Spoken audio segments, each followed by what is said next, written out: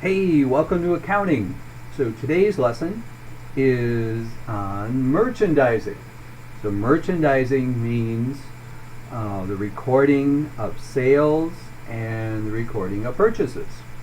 Okay, we're going to assume that we have a perpetual inventory system, which means we always know and we have records of all the different goods that are in our inventory. Okay, so I just wanted to do a couple of examples from a sample problem so we can kind of see how this works. So this is on page 182 in the Wild Book. Okay, so just for example, let me see if I can find one here. Oh, let's just try the 21st. So this one says BMX. It's got two companies. It's got a seller, BMX, and a buyer, Sanic. Okay, so the seller, BMX, sold $2,400 worth of merchandise on account to Sanic. Terms: FOB shipping point 210, net end of month. BMX prepaid the transportation costs of $100, and the cost of the merchandise was $14.40. Okay, so the simplest case, we have to record that with journal entries. So the easy way to do that is, remember, whenever we have a sale, we have to record two journal entries. So the first one is we're going to debit accounts receivable for, how much was it? $2,400. Okay, and we're going to credit sales $2,400. Okay, and we also have to record the cost of goods sold at the same time. That's the matching principle. Whenever we record revenue, we have to record the expense that we have with that revenue. So we're going to record what? Cost of goods sold, which was $1,440. That's our debit. And whoops, that's supposed to be cost. And we're going to record a credit to inventory.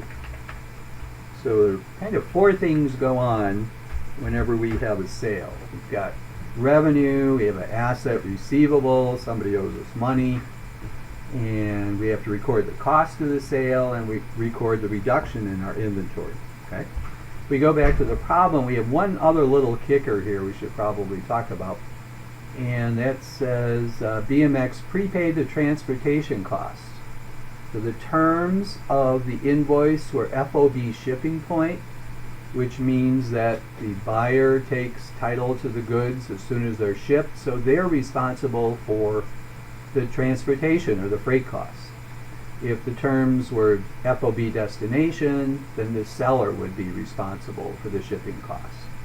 Okay, so we can pay them, but we're going to bill the buyer, so he pays us for them. Okay, so we're going to kind of record that separately. So we're going to go accounts receivable for $100 for that shipping cost. And what are we going to credit? Well, we're going to pay for that. We're going to pay it in advance, so we're going to credit cash or accounts payable, whatever comes up. Okay, so those are all the entries that would take place for this one transaction on BMX, the seller side. All right, now if we're the buyer, we're going to have to record some of this as well.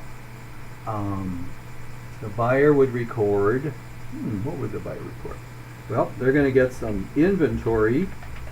Okay, and how much is that inventory worth? So inventory is going to be worth $2,400 for the goods and $100 for the freight. So we're going to put all that in inventory. So we're going to say debit inventory $2,500, credit accounts payable $2,500.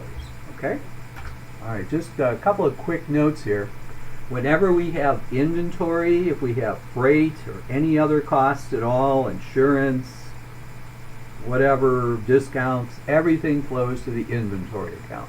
All right, whenever we're selling, though, we're going to separate all the different sales accounts. So we have an account for sales, account for sales discounts, account for sales returns and allowances. So each one of those is going to show up separately, right? But in inventory, everything goes to the inventory account, so it all nets out. Okay, one more thing I wanted to mention is the terms. So just to go through those again, I listed an example here, 210, whoops, 210, it should be net 30, FOB shipping point. So what that means is we get a 2% discount if the bill is paid in 10 days of the invoice date. If it's not, if you're the buyer, you owe the full amount of the invoice in 30 days, okay? And FOB shipping point means that goods, again, become the buyer's whenever they're shipped. So the buyer is responsible for freight, insurance, and anything else. FOB destination would mean the seller owns the goods until they arrive at the buyer's place of employment, and that would mean that the seller would probably pay the freight. Okay, that's the end of this lesson.